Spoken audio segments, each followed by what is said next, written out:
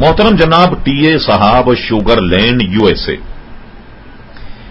آپ کیا ممنون ہیں کہ آپ نے ہماری ویب سائٹ اہل سنت.net پر یاد فرمایا، آپ نے پوچھا کہ حرمین شریفین کے امام کے پیچھے نماز ادا نہ کرنے میں کیا حکمت؟ سب سے پہلی بات تو آپ کی یہ سمجھ میں آ جائے کہ حرمین شریفین کے امام کے پیچھے نماز پڑھنا ناجائز ہے، ایسا نہیں، بلکہ لوگ ہمیں بدنام کرنے کے لیے اس قسم کی باتیں ہماری طرف منسوب کر دیتے کہ یہ لوگ مسجد نبوی اور حرمین شریفین کے امام کے پیچھے نماز نہیں پڑھتے۔ ہمارا موقف یہ ہے کہ حرمین شریفین میں وہابی امام کے پیچھے نماز نہیں ہوتی، اس لیے کہ محمد بن عبد الوہاب ایک گمراہ شخص تھا، اور وہابی جو ہے ایک گمراہ ٹولے کا نام ہے، مسلمانوں سے ان کے عقائد نہایت ہی متضاد ہیں، بلکہ محمد بن عبد الوہاب کے خود سگے بھائی گویا سلیمان بن عبد الوہاب نے بھی اپنے سگے بھائی کے خلاف کتاب لکھی، حرم شریف کے بہت بڑے مفتی زینی دہلان نے بھی ان کے خلاف کتاب لکھی، اور آج تک دنیا ان کے خلاف کتابیں لکھتی چلی آئیں، اور یہاں تک کہ برطانیہ کے ایک مشہور جاسوس ہمفرے نے بھی محمد بن عبد الوہاب کے ساتھ جو گل کھلائے وہ آپ ہمفرے کے اعترافات میں پڑھ سکتے۔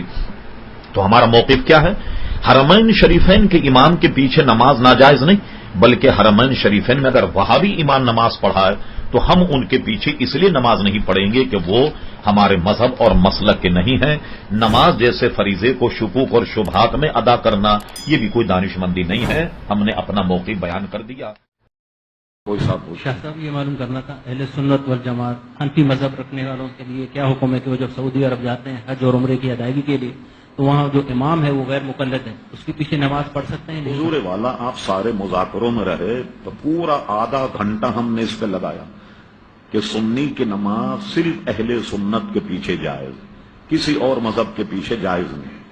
اور یہ جو سعودی دور ہے، اس سے پہلے جب ترکیوں کا دور تھا تو ترکیوں نے تو اتنا اہتمام کیا تھا کہ خانے کعبے میں چاروں طرف 4 مصلے بچھا دیے تھے، حنبلی، حنفی، مالکی، شافعی، ہر امام کا ماننے والا اپنے امام کے پیچھے نماز پڑھے، کوئی جھگڑا ہی نہیں، ٹھیک ہے۔ اب چونکہ حکومت انہوں نے لے لی تو لینے کے بعد میں لوگ تو بھول جاتے ہیں تاریخ، کئی دفعے ہم نے اس کو کہا، ریکارڈ دیکھیں ہمارا ویب سائٹ، اس پر آپ اس کو دوبارہ سنیے۔ مسئلہ یہ ہے کہ ترکیوں کی حکومت جو تھی وہ اہل سنت و جماعت کی، اور حکومت ان سے کنہوں نے لی؟ یہ آل سعود اور آل شیخ۔ آل سعود سے مراد یہ بادشاہ ہیں جو چل رہے ہیں، اور ٹیک اوور کرنے کے بعد انہوں نے اس کا نام ہی سعودی عرب اس لیے رکھا، اس کا نام سعود تھا جس نے حملہ کر کے مسلمان حکومت لی۔ آل شیخ جو ہیں یہ آل شیخ محمد بن عبد الوہاب کی اولاد، یہ آل شیخ کہلاتے۔ انہوں نے کیا کیا کہ حرم شریف پر حملہ کرنے سے پہلے ایک معاہدہ کیا۔ معاہدہ یہ ہوا کہ ہم مل کر کے کعبے پر اور مدینہ شریف پر حملہ کریں، جب ہماری حکومت بن جائے تو یہ ہمارا معاہدہ ہے کہ آل سعود تو ان کے ہاتھ بادشاہت ہوگی، حاکم یہ ہوں گے، اور آل شیخ جو ہیں سارے مذہبی معاملات کو یہ ڈیل کریں گے، ان کی قضات ہوگی، ان کے قاضی ہوں گے، امام ان کے ہوں گے، مدرسے ان کے ہوں گے، محدث ان کے ہوں گے، مفتی ان کے ہوں گے۔ یہ دونوں میں یہ معاہدہ ہوا، اور اس معاہدہ ہونے کے بعد انہوں نے مدینہ منورہ پر چڑھائی کی، مکہ مکرمہ پر چڑھائی کی۔ جو حضرات سعودی عرب میں کوئی بہت خاص عزیز ان کے رہتے ہیں اور ہوں باخبر، سعودی عرب نے چند سال پہلے اپنا 100 سالہ جشن منایا، 100 سالہ جشن۔ پوچھے جنہوں نے پروگرام دیکھا، ملک عبد العزیز کو حرم شریف میں گھوڑے پر بیٹھ کر تلوار سے لوگوں کو قتل کرتا ہوا دکھایا گیا۔ حرم شریف کیا یہودی آ گئے تھے حرم شریف میں؟ کون تھے جن کا قتل عام کیا؟ وہ سب سنی تھے۔ مسجد نبوی کے امام کو مصلی پر تلوار سے ذبح کیا، اور صرف 200 حضرات نے مدینہ شریف پر حملہ کیا۔ میں سن 77 میں پہلی مرتبہ مدینہ شریف گیا، قطب مدینہ حضرت اللہ مولانا ضیاء الدین صاحب مدنی رحمت اللہ علیہ کے یہاں 40 دن رہا، معاملہ سنتا رہا، تو انہوں نے بتایا کہ صرف 200 آدمیوں نے حملہ کیا تھا مدینہ شریف، اور وہ اتنے پکے دیندار سنی تھے ترکی کہ جب انہوں نے حملہ کیا انہوں نے ہتھیار ڈال دی، اور یہ کہہ کر ہتھیار ڈال لیے کہ حرم رسول میں ہم قتل نہیں کریں۔ خود قتل ہو گئے مگر انہوں نے دفاع نہیں کیا. یہی حال مکہ کا ہوا اور انہیں حکومت لی. لوگ سب بھول جاتے ہیں. ہوا یہ کہ حکومت لینے کے بعد سب سے پہلا کام کیا کیا انہوں نے؟ یہ بات ہے 1925 کے بعد کی 29 تک اور 30 تک ان کا آپریشن مکمل ہوا. جنت البقیع پر بلڈوزر چلائے, گیتی اور پھاوڑے سے جنت البقیع کے شاندار مزارہ اکھیڑ کر پھینکا, اہل بیت کے مزارات اکھیڑ کر پھینکے. سب سے شاندار مزار جنت البقیع میں حضرت عثمان غنی رضی اللہ عنہ کا, اس کے اینٹ پتھر الگ کر کے اس کو زمین بوس کیا. پھر اس کے بعد جناب انہوں نے جنت مالا کا قبرستان جو ہے اس کو زمین بوس کیا. یہ سارے مزارات انہوں نے ڈھا دیے اور اس وقت کے نزدیک کہتے تھے کہ یہ گنبد خضرا جو ہے یہ صنم اکبر ہے, سب سے بڑا بت. یہ معاذ اللہ گنبد خضرا کو سب سے بڑا بت تصور کرتے تھے, لیکن ان کو وہ شہید کرنے میں قادر نہیں ہو سکے. جب انہوں نے جنت البقیع جنت مالا کو ڈھایا تو یہ اس زمانے کی بات ہے جب مولانا محمد علی جوہر, علامہ عبد الحامد بدایونی, علامہ عبد العلیم صدیقی, ایک صحافی تھے جن کا نام ریاض الحسن ریاض حسین تھا. آج سے کوئی 30 سال پہلے اخبار جنگ میں ان کا انٹرویو چھپا تھا. یہ وہ وقت میں شامل تھے جو ہندوستان سے سعودی عرب میں احتجاج کرنے کے لیے آئے کہ بھئی ہندوستان کے مسلمان وہ غیر منقسم ہندوستان تھا جسے پاکستان میں ہندوستان. انہوں نے احتجاج کیا اور احتجاج کرنے کے بعد ان سے سعودی حکومت نے وعدہ کیا کہ ہم یہ دوبارہ بنائیں گے. یہ جو آپ ان بزرگوں کے مزار پر کچھ پتھر رکھے ہوئے دیکھتے ہیں کہ جس سے یہ پتہ لگ جائے کہ یہ حضرت فاطمہ کا مزار ہے, یہ حضرت امام حسن کا ہے, یہ اسی وقت کی برکت کہ یہ پتھر لگا کر انہوں نے ایک طرح سے نشاندہی کر دی کہ یہ ان کے مزارات ہیں, لیکن اس کے بنانے کا وعدہ انہوں نے پورا نہیں کیا. حضرت خدیجۃ الکبریٰ کا روضہ جنت مالا بہت شاندار بنا ہوا تھا. کسی صاحب کے پاس وقت ہو اس فقیر کے پاس آئیں, وہ تمام آپ کو میں فوٹو دکھاؤں گا کہ جو اس کے ڈھانے سے پہلے جنت البقیع جنت مالا. اب بتائیے ایسے حضرات جنہوں نے ہزاروں مسلمانوں کو تحقیق کیا, کعبے پر قبضہ کیا, مدینہ شریف پر قبضہ کیا, وہاں ہم لوگ کہتے ہیں سب بھول گئے, آپ ان کے پیچھے نماز کیوں نہیں پڑھتے؟ تو اس لیے ہم ان کے پیچھے نماز نہیں پڑھتے کہ وہ عقیدتاً ہم اہل سنت و جماعت کو مشرک سمجھتے. اب بتائیے کہ جو اہل سنت کو مشرک سمجھے کیا اس کے پیچھے نماز پڑھیں گے آپ؟ اس لیے ہم نماز نہیں پڑھتے. اور اس پر کسی صاحب کو اگر تاریخ حقائق کا مطالعہ کرنا ہو, ہمارے بہت بڑے علامہ گزرے علامہ مفتی عبد القیم قیوم صاحب رحمت اللہ تعالی علیہ, ان کی تاریخ نجد و حجاز کا مطالعہ کرنا. چلیے تو ہم مولویوں کی بات ہے. محمد بن عبد الوہاب کیا تھا؟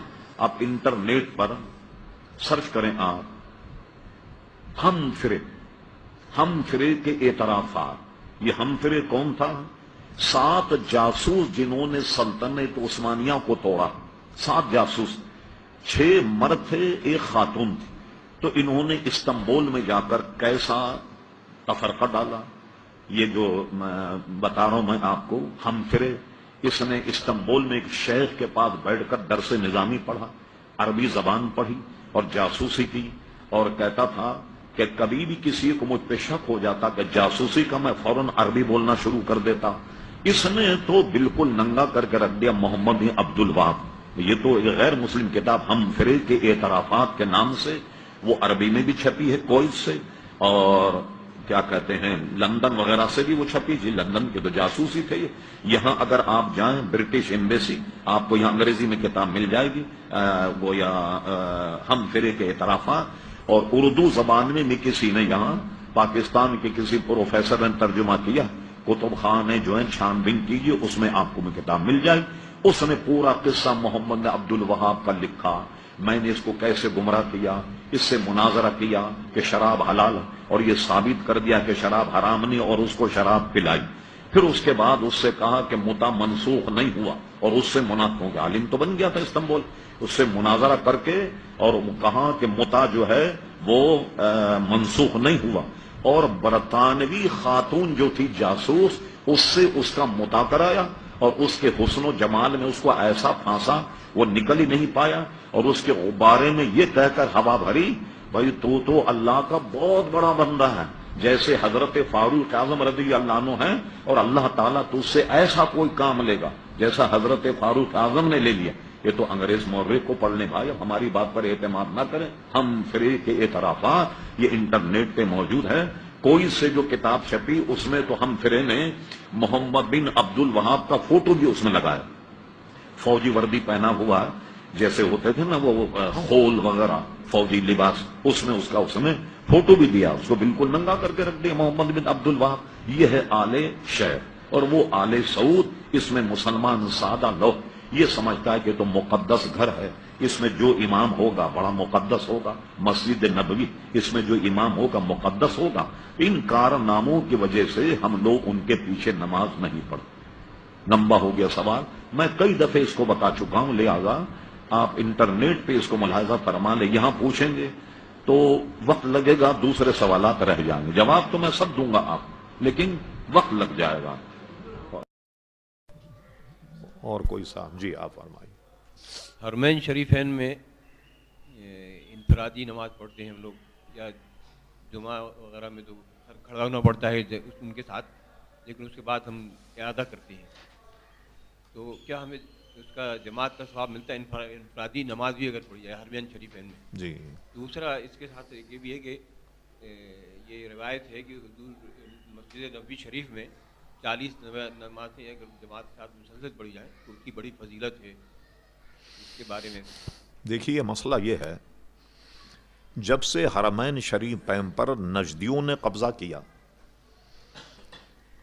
تو ہم یہ تو سوچتے ہیں کہ بھئی یہاں اتنی نماز کا اتنا ثواب، مگر دوسرے پہلو پہ بھی غور کریں کہ وہاں اگر ایک نماز ضائع ہو گئی تو گناہ بھی تو اتنا ہی ہے، یعنی اگر ایک نماز مکہ شریف میں چھوٹ گئی تو گویا 1,00,000 نمازیں آپ کی چھوٹی، تو اس کا گناہ بھی ہے۔ مسئلہ جو ہے وہ یہ اتنا عام ہو گئی بات کہ لوگ پچھلی تاریخ پوری بھول گئے۔ جس وقت یہ 1900 تقریباً شاید 25 اور 26 کے دوران اور 30 تک 1930 تک پورا قبضہ نجدیوں نے کر لیا تھا حرمین شریفین۔ اس زمانے کے اگر آپ حالات پڑھنا چاہیں تو ایک کتاب ہے تاریخ نجد و حجاز، وہ بالکل ابھی بھی ملتی ہے، حضرت علامہ مولانا مفتی عبد القیوم ہزاروی صاحب رحمۃ اللہ علیہ نے ان تمام معاملات کو جمع کیا جو زمانے میں تھے۔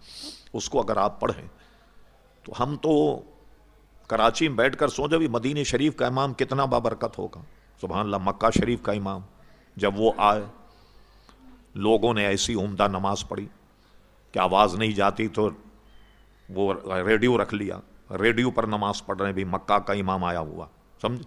لیکن جب یہ سقوط مکہ ہوا اور سقوط مدینہ منورہ، اہل سنت علماء کو مسلوں پر ذبح کیا گیا تلوار سے، اتنا ظلم کیا۔ اور سعودی عرب میں 7 سالہ جشن منایا تھا، جو سعودی عرب میں مستقل لوگ رہتے ان سے آپ پوچھ لیجئے گا کہ جس وقت انہوں نے 7 سالہ جشن منایا کہ ہمیں 100 سال ہو گئے حرمین شریف پر قبضہ کیے ہوئے، تو باضابطہ ملک عبد العزیز کو ویڈیو دکھائی کہ وہ حرم شریف میں گھوڑے پر بیٹھا ہوا ہے، الٹے ہاتھ سے گھوڑی کی لگام پکڑے سیدھے ہاتھ سے حرم شریف میں قتل عام کر رہا ہے لوگوں کا، یہ سقوط مکہ کا۔ یہ کون لوگ تھے؟ جو یہودی تھے، کوئی عیسائی تھے، کوئی سکھ گھس کے آ گئے، جن کا چاروں طرف قتل عام ہو رہا، یہ سب سنی مسلمان تھے۔ جو سلطنت عثمانیہ تھی وہ اہل سنت تھی، سارے حضرات جو تھے وہ حکمران وہ اہل سنت تھے، وہاں کے رہنے والے لوگ بھی سب سنی تھے، تو ان کو اس طریقے سے علماء کو مارا کہ ان کو تو مسلوں پر انہوں نے ذبح کیا۔ تو ہمارے نزدیک تو ان کے پیچھے نماز جائز نہیں۔ اچھا، اب چونکہ ہم خود بھی نہیں پڑھتے بلکہ ان کے نماز کے وقت میں ہم جاتے ہی نہیں، اس لیے کوئی ضرورت نہیں ان کے پیچھے نماز پڑھنے کی، ایک بات یہ۔ اب بہت سے حضرات یہ کہتے ہیں کہ بھائی دیکھیے اگر اللہ تبارک و تعالیٰ کو منظور نہ ہوتا تو وہ 100 سال سے ہیں، اور مدینہ منورہ میں سرکار کو اگر منظور نہ ہوتا وہاں بھی وہ 100 سال سے ہیں، وغیرہ وغیرہ اس قسم کی باتیں کرتے ہیں۔ یہ سب شیطانی وسوسے، میں آپ کو دلائل سے بیان کرتا ہوں، یہ پہلی مرتبہ نہیں کرتا۔ جس وقت حضرت عثمان غنی کا قتل ہوا، وہ شہید ہوئے، تیسرے خلیفہ تھے، اس زمانے میں 1 لاکھ کے قریب صحابہ کرام موجود ہوں گے، اس لیے کہ حضور علیہ السلام نے جب حجۃ الوداع کا خطبہ پڑھا تو 1.25 لاکھ صحابہ کرام علیہم رضوان موجود تھے۔ تو جس وقت حضرت عثمان غنی رضی اللہ عنہ کو قتل کیا، وہ جو ہنگامہ کرنے والے لوگ تھے، جب انہوں نے مسجد نبوی نماز پڑھائی تو اس دور میں صحابہ اور تابعین نے ان کے پیچھے نماز نہیں پڑھی۔ ایک دور یہ آیا، دوسرا دور آئی یزید کے دور میں، اس نے کیا کیا کہ امام حسین رضی اللہ تعالیٰ عنہ کی شہادت کے بعد ایک بہت بڑا لشکر مدینہ منورہ بھیجا، غالباً اس کا نام تھا مسلم بن عقبہ، اس کے لشکر سالار کا۔ اس نے مدینہ منورہ پر حملہ کیا۔ علامہ ابن جریر فرماتے ہیں کہ حملہ تو ہوا، 700 صحابہ، کئی سو تابعین شہید ہوئے، بلکہ انہوں نے وہ بے حیائی کی کہ مدینہ منورہ میں شریف عورتیں 1700 حرام کے حمل سے حاملہ ہوئیں۔ یزیدی فتنہ جب مدینہ منورہ میں آیا، بہت زبردست فتنہ، جب انہوں نے مسجد نبوی پر قبضہ تو کیا کیا، یا جب بھی نماز پڑھائی، اس وقت کے صحابہ کرام علیہ رضوان نے ان کے پیچھے نماز نہیں پڑھی، یا جو تابعین تھے انہوں نے ان کے پیچھے نماز نہیں پڑھی، اور انہوں نے یہ کیا کہ مسجد نبوی کے ستون سے گھوڑے باندھے، گھوڑے لید مسجد نبوی میں کرتے، اور اس پورا قصہ علامہ امام سمودی رحمۃ اللہ نے وفاء الوفا میں لکھا۔ شیخ محقق شاہ عبدالحق محدث دہلوی رحمۃ اللہ علیہ نے تاریخ مدینہ جذب القلوب الی دیار المحبوب میں بھی اس قصے کو لکھا، اور اس کا راوی کوئی عام آدمی نہیں، حضرت سعید ابن مسیب ہے۔ مسیب یہ صحابی رسول تھے، اور حضرت سعید یہ تابعی۔ ایک شخص کو کوئی دیکھ لے، ایک صحابی کو، تو تابعی ہو گیا، لیکن سعید ابن مسیب نے ہزاروں صحابہ کرام علیہم رضوان کی زیارت کی۔ تو علامہ شیخ محقق نے لکھا، امام سمودی نے لکھا، اور بھی تاریخوں میں موجود ہے، جب انہوں نے مسجد نبی کے ستونوں سے گھوڑے باندھے تو اذان نہیں ہوتی تھی، جماعت بھی نہیں ہوتی تھی۔ اب مجھے کیسے پتہ لگے، یہ بات بھی فائدے سے خالی نہیں سننا، مجھے معلوم کیسے ہو کہ نماز کا وقت ہو گیا؟ یہ گھڑیاں نہیں تھی، ٹائم ٹیبل نہیں تھا۔ فرماتے جب بھی 3 دن یہ ہنگامہ جاری رہا، اور اس کے راوی حضرت سعید رضی اللہ عنہ، تو میں نے دیکھا کہ جس وقت بھی نماز کا وقت ہوا، حضور کے مزار انور سے بھینی بھینی سی اذان کی آواز آتی۔ میں تیاری کر کے نماز کی تیاری کرتا، اور اسی طرح حضور کے مزار پر انوار سے اقامت کی آواز بھی آتی، اور میں نے اپنے آپ کو پاگل بنا لیا، مجنون بنا لیا، اور وہاں بیٹھا رہا ان کی کارستانی دیکھتے، جب بھی میری طرف دیکھتے کوئی ایسی حرکت کرتا ہے کہتے ہادہ مجنون، چھوڑو یہ تو پاگل آدمی، اس طرح۔ لیکن سارے ان کے راوی ہیں، اس وقت بھی صحابہ تابعین نے یزیدیوں کے پیچھے نماز نہیں پڑھی۔ کیا ان کو یہ معلوم نہیں تھا؟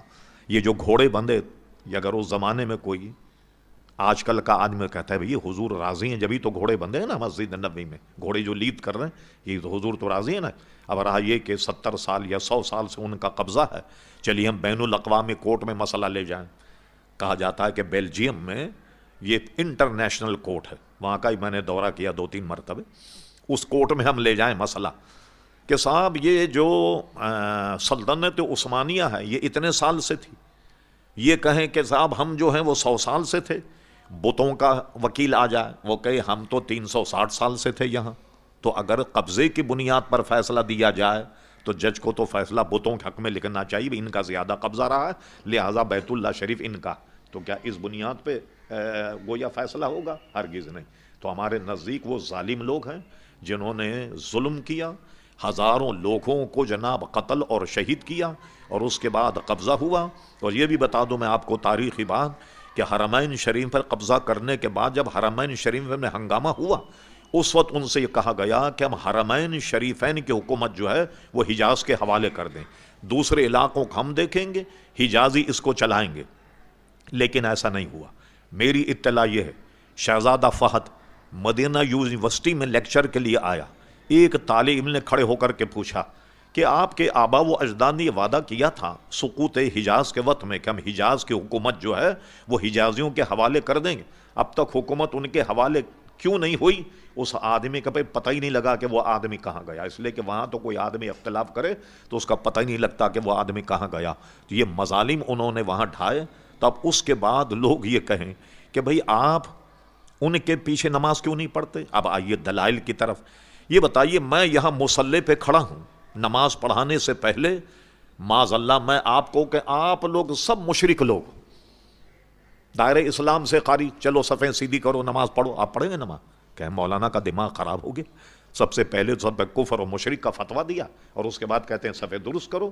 یہ ہم کو مشرک کہتے ہیں، یہ ہم کو مشرک کہتے ہیں.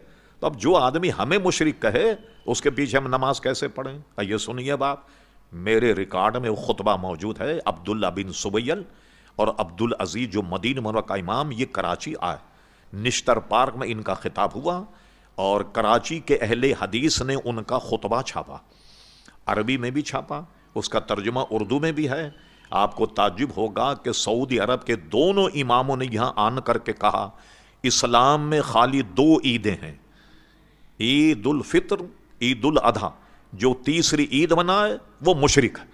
اب بتائیے پورے پاکستان کو مشرک کہہ گیا جو میلاد النبی مناتا ہے؟ پورے یہ دستاویز چھپی ہوئی موجود ہے، خطبہ اس کا چھپا ہوا عربی اور اس کی اردو میں.